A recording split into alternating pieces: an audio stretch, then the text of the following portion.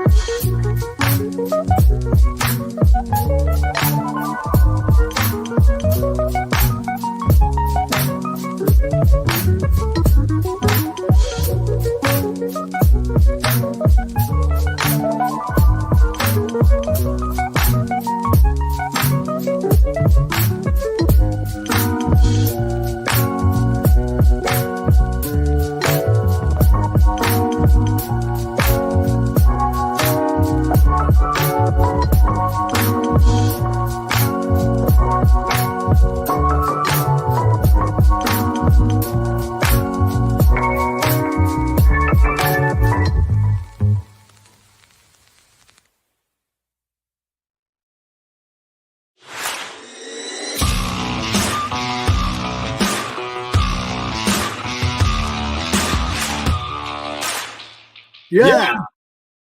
But I try, but I can't get no. Oh, we're on?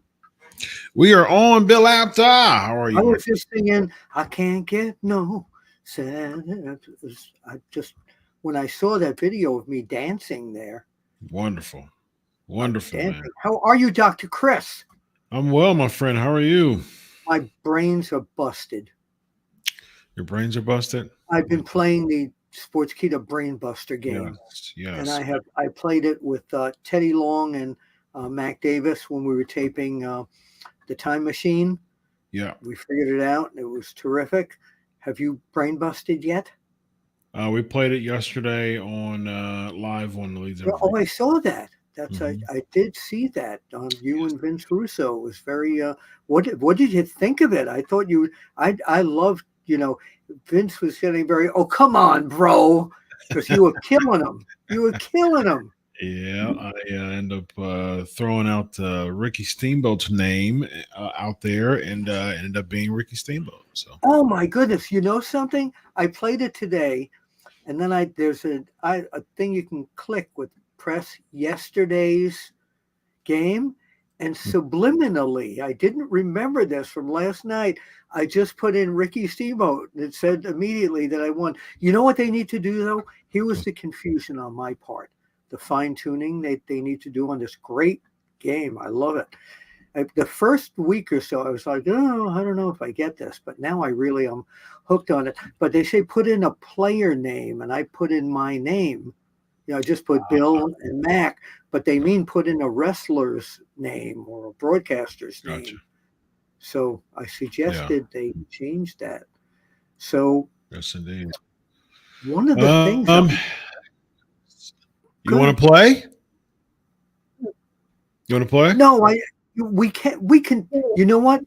Yeah, but let's talk first, and then we'll segue somewhere into it, because I have a bunch of things I want to chat with you about. You okay with that? Okay. I think the higher ups want us to play. So we're going to. Just play real quick. Is Mr. Raju content editor saying we should play now? It's a major thing going on. Wait, what language is that? It's Go back. It's Hungarian. I'm not sure. It looks Well, like my grandmother was from Hungary. German or something. I'm not sure. All right, who you got, man? So we can play this in another language? I guess so. But what's your English? Okay, let me make my screen full here so we can get this underway. And ladies and gentlemen, I want to introduce Dr. Chris Featherstone, who will be your host for this edition of Brainbuster. And Chris, you have to go through the whole thing and ask me where I come from, where I am. Let's do this. No, we're not doing that. Come on. For the sake of time. All right, who you got? Who's your wrestler? I'm Billy Apter from Pennsylvania, and my family is outside there, and they are rooting for me to win this contest, Dr. Chris. Right. I've been wanting Who's your wrestler? Who is my wrestler? Who is on first? Let me pick. Let me think of somebody that nobody else would probably pick. Okay. I'm going to pick Scott Steiner. Scott Steiner. Okay. Scott Steiner. Oh, he's there. Holler if you hear me. So he's not the mystery wrestler today. Nope. So he's below the mystery wrestlers below 6'1", older than 61, and more than one WrestleMania. So, older than 61, he's he's a Hall of Famer. Yeah, but shorter than 6'1", so he's in the Hall of Famer, shorter than 6'1". Yeah. Let me try. Or did you want to guess first? I'm gonna. I picked the wrestler. Older than 61 in the Hall. Wait a minute, you have all these great sound effects. Okay, right now let's see what Dr. Chris, who his pick is going to be. You have a sound effect there? I don't. I'm just trying to get this over with, to be honest. Let's see. Let's do. I'll go. You know what? I'll go for Abdul the Butcher. Okay. I'll go for Abdul the Butcher. He's not been in more than one WrestleMania. He hasn't been in any. Never mind. Let's do Bret Hart. He's not. Yeah, he is older than 61. Let's see. Bret Hart. Oh. Okay. So he's below 6 foot. We're getting close. We're getting closer, right? Let's try Shawn Michaels. He's older than 67. No, he's older than 67. Oh, older than 67. I read this right. So it can't be Shawn Michaels. How about Bruno? Yeah, go for Bruno Sammartino. Okay, but Bruno wasn't in that many. No, Bruno wasn't in that many WrestleManias. Oh yeah. So he's between 1 and 14 WrestleManias, between 82 and 67, and he is exactly 5'10". He's exactly what? 5'10". 5'10". Okay, that was a pretty common. It can't be Ricky Steamboat again, right? No, it can't. Well, I don't know. Maybe it is. Get out of here. Yeah, it's Ricky Steamboat again. I'm going to try Ricky Steamboat every day. Yes, exactly. All right, there you go, ladies and gentlemen. The answer every day, ladies and gentlemen, is Ricky the Dragon Steamboat. And we will have Ricky Steamboat on our show to talk about the days that he was in this quiz. Yes, exactly. It's a lot of fun. It really is. So I'm going to get to try the people, the cast of Busted Open, to try this. I think Bully Ray would love this. And so would Dave LaGreca. All right, what are we talking about today? Well, you think they would be interested? I don't know. I don't know. Bully Ray is a historian. I'm not sure. I guess so.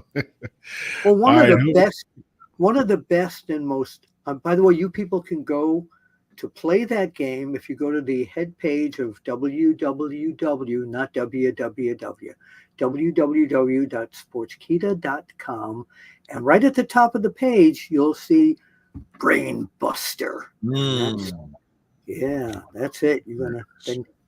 So one of the most here, let me just get my screen back to normal here so I can see what the people are talking about. One of the Ricky Steamboat is always the answer. Okay. So anyway, one of the things I want to talk about is something that really moved me on Monday Night Raw, and that was Eric Rowan and his I'm going to call it his monologue that just seemed to be so natural and so from the heart, not like one of these, hey, we'll try a couple of takes and see what sticks or six. But it really moved me. And it was one of these movements, even these moments, even though it was a pro wrestling show, that was so good and so genuine. It just, it made you really feel something. You could not miss getting your heart touched by what he did. And although he looked like a monster, and he's supposed to look like a monster, his words were just beautiful. Yeah, I'm with you. It was good. It was good. What about the rest of the Wyatt shtick that went on, where they beat Bo Dallas to death, so to say? And Not a fan. Not a fan. I will tell you what I think is going to happen, because you know I'm not a Wyatt Sicks guy. Okay. Right. I think what's going to happen is that they are going to lure Chad Gable into their group, and that group is going to feud with whatever is the surviving members of the Alpha Academy. So you're going to have the Alpha Academy as the baby faces, supposedly, but then again, the fans are going crazy about the Wyatt family. They kind of look at them as babyface heels. Yeah, babyface heels. So what do you think of that idea? I don't even know what a babyface heel is, but I will say that I don't see it. Yeah, that's a no for me. I've been saying. What's that? Where do you see it going with the Chad Gable thing and his involvement with the Wyatts? Yeah, it'll be a triple threat. It'll be Gable and the Creed brothers against the Wyatt Sicks. Yeah. So again, who's the? Yeah, it'll probably be good guy? Uncle Howdy, and then I mean, whoever else. I mean, you got Loomis, Rowan, and Gacy, right? So I imagine Rowan would be one of them, since they did a VHS on him, so they were going to highlight him. And so whoever the other person I got a copy of it here. You got it? Very nice. Yeah, but you don't let me share my screen, so I can't do it. I will let you share your screen for this one occasion. If it's something new. I don't have my VHS queued up right here. I got you. My VCR. Now, just so you people know that I'm not kidding, there it is. Old school. Along with my empty box of Tic Tacs. Wonderful. It is there. I knew you would like that. So the other thing I wanted to talk to you about, and I didn't see this coming, is that I wanted something more, and it's not to do with the angle, but I wanted something more from Rhea Ripley. It doesn't seem that this time around there is that magical feel that I felt in the first time around, so to say. It just seems to be, she was very laid back and casual, and that electricity that I'm used to seeing from her didn't seem like it was fully there on Monday Night Raw. I don't know what you and Vince Russo discussed about that part last night, but I'd like to know if, since you watched the show, was she as compelling as you thought she would be? I will say no. I like your take on that. I agree with you there. I mean, you know, Rhea Ripley is, she doesn't have to do much. I mean, she's a very captivating young lady, man. You know, she has an aura and a presence about her that's is very, very, I mean, you want to talk about passing the airport test. You know, I mean, she definitely makes it. She really has a very unique and very standout look to her. I do think, man, when it comes to character work, you can't ride on that. You can't coast on that. Just because you have a cool look doesn't mean you can just coast on it. There still has to be work that's done to make you relevant. I mean, it's a week to week business when it comes to the fans in pro wrestling. You know, what have you done for me lately? That's the reason why so many fans are fickle nowadays. That's the reason why so many fans are cheering one week, booing the other. You know, what I mean, it's a difficult company or sport, you know, to be a part of. But you really going to have to spend that much more time honing in your character. So it's clear that she's a baby face now. That's that's what she wanted to do. I think I will, in defense of Rhea, I will say that they booked her just oddly on Raw. I think it was a weird love thing back and forth.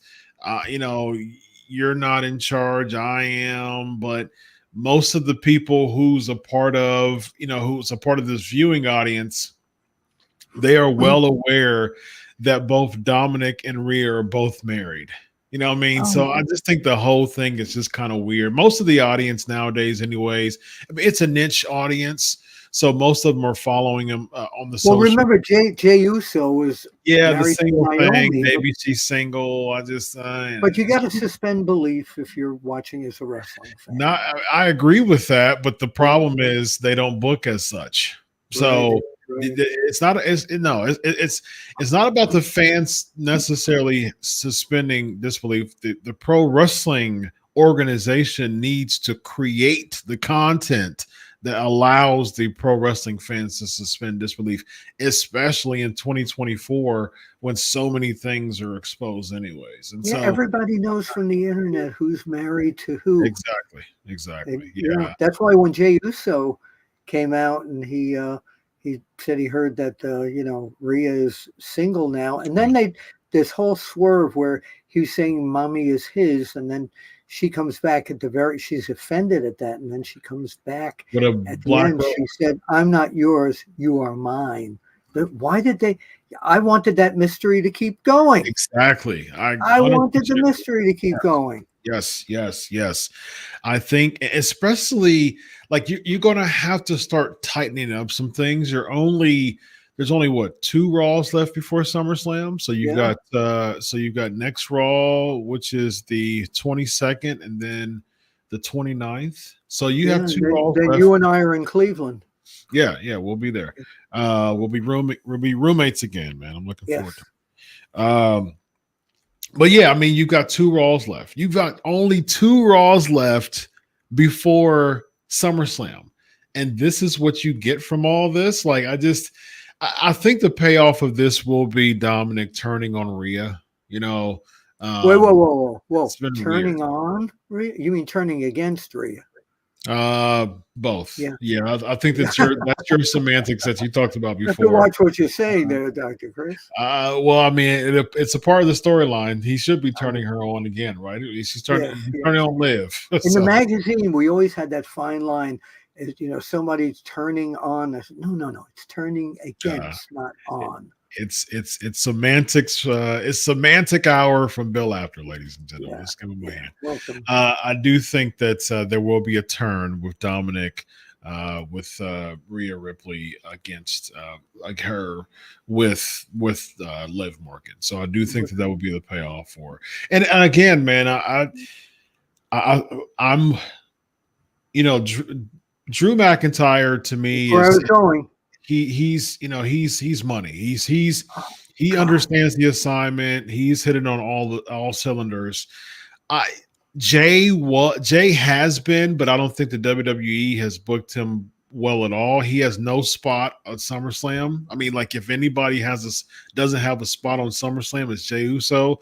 Bianca Belair doesn't have a spot on SummerSlam. Jade Cargill doesn't have a spot on SummerSlam. No. This is absolutely ridiculous to me. Well, wait, where would we put? I do think the WWE is poorly booking Jey Uso. I do think what I was getting with that is I think Drew is doing well, but to the Rhea thing, still, I think that Liv Morgan is hitting on all cylinders, man. I talked about on PNP last week. I said I think I've changed my mind on Liv Morgan. I think that she is playing the heel role very well. It makes sense to me. The reason why I think that she's doing well because it makes perfect sense to me. Like even if like Liv Morgan is a single homewrecker. That's her role right now. It's perfect. It makes perfect sense because she literally is single. Like she's not dating anyone. She's not married. Dom is married. So that we know of. Maybe that she's not married. She's not married. So the point is she's a single homewrecker. It makes perfect sense to me because she literally is single in real life. Dom is married, so if she can really hone in the character to play a homewrecker because it won't be weird and people like, oh, well, Liv is married. No, she's single. She's eating it all up, man. I think she's doing so well. Yeah, I think she's doing a great job. So well, she really does. She's so. You were talking about Drew McIntyre, and I was mentioning this on when we were taping Time Machine, that he and Gunther could be a classic old school wrestling match. The reason being they've been in the ring with each other for about 10 years. Way back in Europe, they wrestled each other several times. Drew McIntyre and Gunther? And Gunther, yeah, they wrestled each other. They wrestled last year. He was Walter, and Drew was I think Punisher Martinez back then. No, that was Priest. What's that? That was Priest. Damian Priest. What did I say? You said Drew. Oh, right. I'm Drew. Right. I'm talking about Priest. So the two of them should have a really classic good match because I think their natural instincts work with each other, and they've worked so many times together throughout their careers. And I've said this before, but I just think that the respect that Damian Priest is starting to have from the fans is really great because he's a cool collective world champion. He's not one of these screaming out of the ballpark, I'm going to get you, Gunther. He's cool, and he can work well in the ring. And I think the fans are starting to catch on that this is what a world champion should look like, the way he is. Not based on Raw. The fans were. I don't think he doesn't have to be over as the main guy, as the world champion, because even when Bob Backlund was champion, they had to bring in other people to fill the arenas up because he wasn't like a draw thing, but he had that legit type of background, and he just carried the belt like a champion back then. And I see that in Damian Priest. What's that? He was a babyface, though. Oh no, I understand that, but I think after the reaction that I saw on Raw, that slowly Drew McIntyre, there I go again. Slowly that Damian Priest is kind of changing more into that babyface respected champion role. Just my opinion. Yeah, I know. I hear you. I don't agree because the fans were booing him yesterday. He was getting split cheers. So the WWE, I've said this for a long time, man. On paper, Damian Priest is money. I think he looks like $1 million. He looks like a star. I just think he's incredibly poorly booked right now. He doesn't feel like a world champion. Case in point, yesterday, he was in the middle of the show as the world champion, and the main event was Sami Zayn and Ilya Dragunov, a random put-together match for the Intercontinental Championship. So your world champion gets a lesser spot, a lesser segment on the show. See, in the old days, that would have been. It's going to be a special non-title match. If the world champion was in the middle of the show. But I agree with you. The World Heavyweight Championship should have been the closing match. And here you have Braun Strowman, who maybe, a lot of fans think this guy might be a threat to the title, but it just seemed like another match, didn't it? 100% agree with that. Yes, I agree. Yes.